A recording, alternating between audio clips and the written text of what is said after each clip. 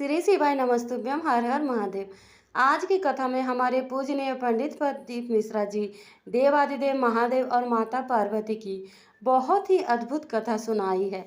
कहानी कुछ इस प्रकार है। उस समय की है जब समुद्र में गिरे अमृत कलश को ढूंढने के लिए समुद्र मंथन का रास्ता निकाला गया, जो कार्य देवताओं और दानवों को मिलकर करना था। लेकिन समुद्र मंथन में से जो अमृत का कलश निकलने से पहले कई और रत्न भी निकले थे, जिनमें से एक रत्न विष भी था, जिसका पान कोई नहीं करना चाहता था। माता पार्वती इस बात को ज्ञान हो गया था कि इस विष को पान करके उनके पति भोलेनाथ को ही करना पड़ेगा, जिसे लेकर वो अत्यंत विचलित थी। लेकिन भगवान विष्णु ने उन्हें समझाया और उनको समझ में आ जाएगा कि विष पान के बाद क्या भूमिका रहेगी। कैसे भगवान शिव ने दानवों और देवताओं की रक्षा के लिए विष का खुद पान कर लिया था। समुद्र मंथन में शुरू होता है, जिसमें से 14 रत्न निकलने थे। समुद्र मंथन के दौरान सबसे पहले हलाहल अर्थात विष निकला। इस जहर के प्रभाव से सृष्टि नष्ट न हो जाए, इसलिए भगवान शिव ने इसका पान कर लिया। विष शिव जी के कंठ से नीचे न उतरे, इसलिए माता पार्वती ने उसे अपने हाथ से रोक लिया। इस विष के प्रभाव से भगवान शंकर का गला नीला हो गया और शिव जी को नीलकंठ कहलाए। माता पार्वती ने शिव जी से कहा कि जिस तरह मैं अपने इस विष को धारण कर इसे दुनिया में फैलने से रोक लिया, वैसे ही आपको कंठ में भवानी रूप में विराजमान रहूंगी और इसे आपके गले से नीचे नहीं उतरने दूंगी। और तभी से देवादिदेव महादेव को नीलकंठेश्वर महादेव के नाम से जाना जाता है। सब दुख काटो मारा, शिव शंकर जपू मैं तेरी माला, भोला सब दुख काटो मारा, विष है मंगलकारी, अवधूत रूप तुम्हारा, भोला सब दुख काटो मारा, विष है मंगलकारी, अवधूत रूप तुम्हारा, भोला सब दुख काटो मारा। ओ भोला सब दुख काटो मारा, शिव शंकर जपू मैं तेरी माला, भोले बाबा जपू मैं तेरी माला, शीश पर गंगा मस्तक पर चंदा, शमशान वासी हमारा, भोला सब दुख काटो मारा। ओ भोला सब दुख काट। शिव पुराण में भगवान शिव के अवतारों, शिव महिमा, शिव भक्ति और शिव के संपूर्ण जीवन चरित्र के बारे में बताया गया है। इस पुराण में इंसान के कार्य, व्यवहार और सृष्टि से जुड़ी रहस्यमयी बातों के बारे में विस्तार से जानकारी दी गई है। शिव पुराण में भगवान शिव को प्रसन्न करने के लिए और समस्याओं से मुक्ति के बारे में कुछ उपाय भी बताए गए हैं। इन उपायों को करने से सिर्फ न ही धन संबंधी परेशानी दूर होती, बल्कि सभी पापों का भी नष्ट हो जाता है। ये उपाय इतने सरल हैं कि आप इनको आसानी से कर सकते हैं। आइए जानते हैं शिव महापुराण के इन उपायों के बारे में। हमारे पूजनीय पंडित प्रदीप मिश्रा जी कहते हैं, शिव पुराण के अनुसार धन संबंधी समस्याएं से मुक्ति के लिए हर रोज शिवलिंग पर जल से अक्षत यानी चावल मिलाकर अर्पित करें और ध्यान रखें कि वो चावल टूटी हुई ना हो। सोमवार के दिन शिव जी पर एक वस्त्र चढ़ाकर उसके ऊपर अक्षत रखकर समर्पित करने से लक्ष्मी की प्राप्ति होती है और अच्छे मार्ग से धन संग्रहित होता है।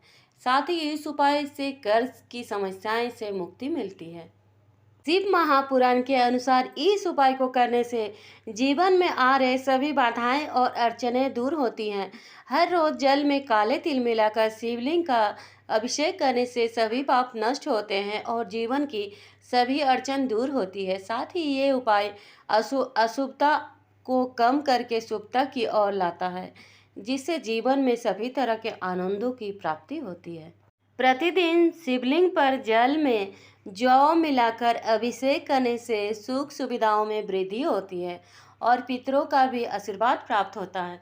शिव महापुराण में कथन मिलता है कि गेहूं से बने पकवान से शंकर जी का भोग लगाना उत्तम माना गया है। साथ ही गेहूं के दाने से कुल में वृद्धि होती है और परिवार के सदस्यों के बीच आपसी प्रेम बना रहता है। घर में नकारात्मक माहौल सकारात्मक में बदल जाता है। भागवत भूषण पंडित प्रदीप मिश्रा जी कहते हैं, जीवन में सुख संपत्ति और शुभ फलों की प्राप्ति के लिए हर रोज रात 11 से 12 बजे के बीच शिवलिंग के सामने एक दीपक जरूर लगाएं। ऐसा करने से धन संपत्ति और ऐश्वर्य की प्राप्ति होती है। इस उपाय के पीछे एक कथा है, जिसमें एक व्यक्ति रात के समय शिव मंदिर में अंधकार दूर करने के लिए अपनी कमीज जला देता है, जिससे प्रसन्न होकर उस व्यक्ति को अगले जन्म में शिव कुबेर देव का पद दे देते हैं।